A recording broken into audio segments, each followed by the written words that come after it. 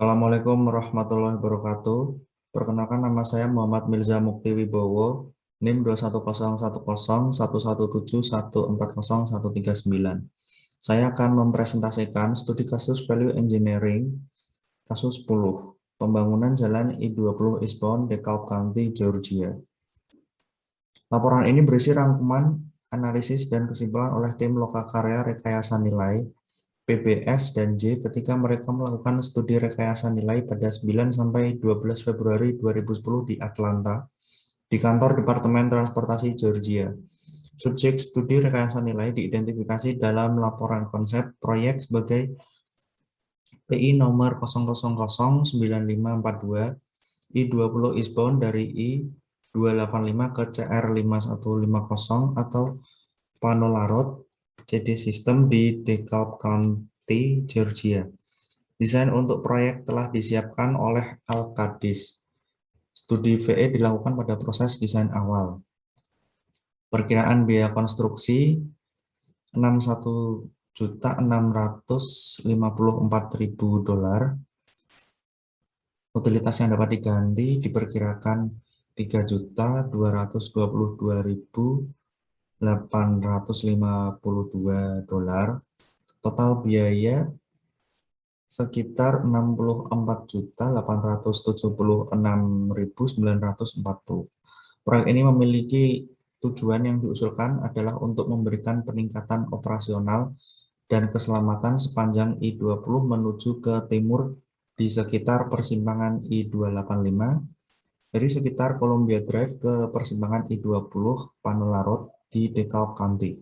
Tujuan utama dari proyek ini adalah untuk memperbarui dan memperpanjang umur operasional segmen kritis sistem antar negara bagian Georgia. Tim studi rekayasa nilai disediakan oleh PBS dan J yang dilengkapi oleh insinyur desain jembatan dari Civil Service Incorporation atau CSI. Tim ini terdiri dari Charles R. McDuff, PE, CVS Live PBS dan J sebagai pemimpin tim, Luke Clark, PE, AVS, PBS dan J, insinyur sebagai desain jalan raya senior. Lalu ada Kevin Martin, ISQ, AVS, PBS dan J, spesialis konstruksi jalan raya. Dan yang terakhir ada Ramesh Kalva, PE, AVS, CSI, sebagai insinyur desain jembatan senior. Tim rekayasa nilai mengikuti 7 langkah rencana kerja rekayasa nilai sebagaimana diumumkan oleh Departemen Transportasi Georgia. Ketujuh rencana langkah itu meliputi penyelidikan, analisis, spekulasi, evaluasi, pengembangan, rekomendasi, dan presentasi. Ini ada diagram Pareto, ada diagram FAST, kemudian ringkasan hasilnya. Selama fase spekulasi, tim VE mengidentifikasi 40 ide alternatif dan setelah fase evaluasi selesai, 9 ide alternatif tetap untuk pertimbangan lebih lanjut. 9 ide alternatif tersebut seperti gambar di samping. Ringkasan perhitungan biaya dimaksudkan hanya sebagai panduan untuk perkiraan hasil yang mungkin diharapkan dari penerapan alternatif. Maka harus membantu dalam membuat pilihan yang jelas untuk mengejar alternatif individu. Dalam perhitungan juga dimuat markup komposit 10% untuk perbandingan biaya konstruksi berasal dari estimasi biaya untuk proyek. Pada akhir dari perhitungan alternatif terpilih menghasilkan penghematan biaya sebesar $6.793.375. Berikut perhitungan biaya dari 9 alternatif yang diterapkan. Alternatif nomor AC1, desain asli. Desain asli mengusulkan membangun bahu luar 12 derajat untuk panjang jalur CD. 12 inch. Alternatif mengusulkan menggunakan bahu luar beraspal 10 untuk panjang jalur. Jadi peluang pengurangan dalam jumlah trotoar kedalaman penuh, pengurangan biaya konstruksi, pengurangan waktu konstruksi, dan resiko tidak ada yang jelas. Ini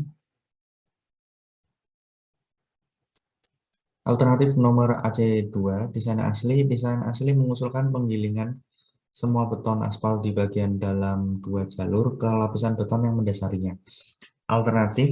Desain alternatif mengusulkan mengordinasikan paving yang diperlukan dengan proyek pemeliharaan nomor PI M003234 untuk menghilangkan satu lapisan PEM dan satu lapisan penggilingan. Peluangnya pengurangan biaya paving, serta pengurangan waktu konstruksi. Risikonya tidak ada yang terlihat. Ini. Lalu ada nomor AC3, desain asli memerlukan konstruksi bahu luar dengan trotoar kedalaman penuh pada kemiringan melintang 6% pada bagian singgung. Alternatifnya mengusulkan untuk membangun bahu luar dengan trotoar kedalaman penuh dengan kemiringan 4% pada bagian tangan. Peluangnya dalam biaya penggilingan masa depan bisa dikurangi, serta biaya leveling di masa depan bisa dikurangi. Risikonya berdampak pada drainase sheet. Perlu dicatat bahwa alternatif ini memberikan peluang untuk penghematan di masa depan tanpa biaya untuk proyek saat ini, sehingga menambah nilai dan utilitas untuk proyek saat ini.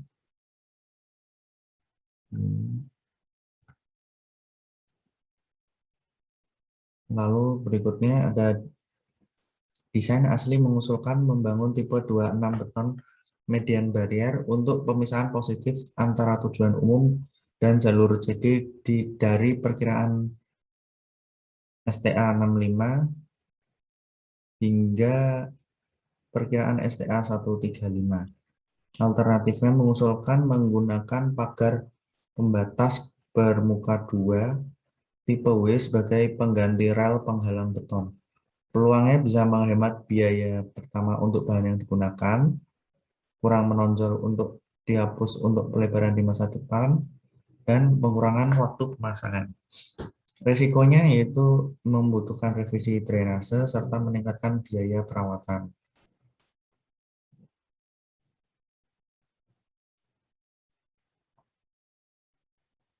Lalu ada yang berikutnya, desain asli mengusulkan menggunakan pipa beton bertulang untuk drainase di sepanjang garis penghalang yang memisahkan jalur tujuan umum dan jalan distributor pengumpul. Alternatifnya, desain alternatif mengusulkan menggunakan pipa logam bergelombang untuk drainase di sepanjang garis penghalang yang memisahkan jalur tujuan umum dan jalan distributor pengumpul. Peluangnya bisa mengurangi biaya drainase dan mengurangi dalam front konstruksi, resikonya tidak ada yang terlihat.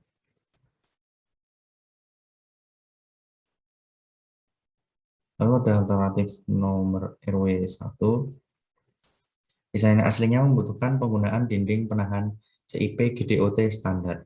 Dinding mulai dari ketinggian 2,5 kaki hingga 7 kaki berjalan di sepanjang sisi selatan proyek untuk hampir seluruh panjang segmen antara I285 dan Wesley Chapel Road dan sebagian antara Wesley Chapel Road dan Panola Road. Alternatifnya mengusulkan penggunaan dinding MSE sebagai pengganti dinding penahan yang dipasang di tempat. Alternatifnya mempertahankan amplop dinding dan geometri desain asli. Peluangnya bisa menghemat biaya, mengurangi waktu konstruksi. Desain standar GDOT sudah tersedia, meningkatkan estetika, dan dinding MSE telah digunakan di koridor ini. Tidak ada resiko yang jelas untuk ini.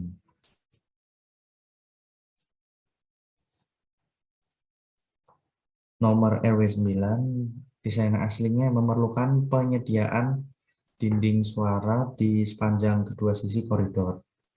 Saat ini dinding penahan CIP digunakan berdekatan dengan jalan.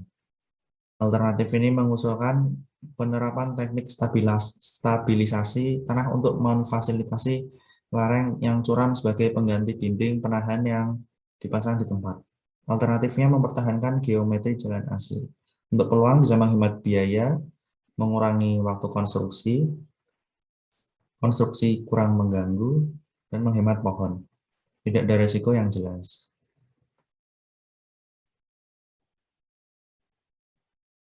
Lalu yang 10, desain aslinya membutuhkan penggunaan dinding penahan CIP standar GDOT, dinding mulai dari ketinggian 2,5 kaki hingga 7 kaki, berjalan di sepanjang sisi selatan proyek untuk hampir seluruh panjang segmen antara I285, Wesley Chapel Road, dan sebagian antara Wesley Chapel Road dan Panola Road.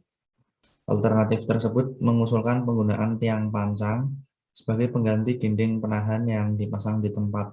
Alternatifnya mempertahankan amplop dinding dan geometri desain asli.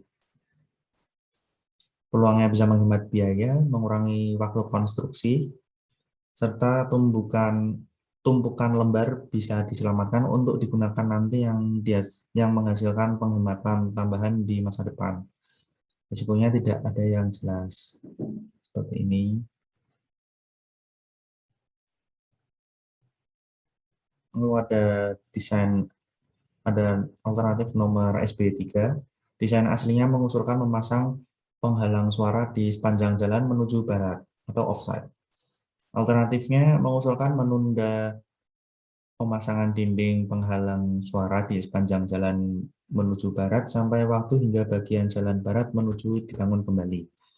Peluangnya bisa mengurangi biaya keseluruhan dan untuk resiko tidak ada yang jelas. Sekian presentasi dari saya. Assalamualaikum warahmatullahi wabarakatuh.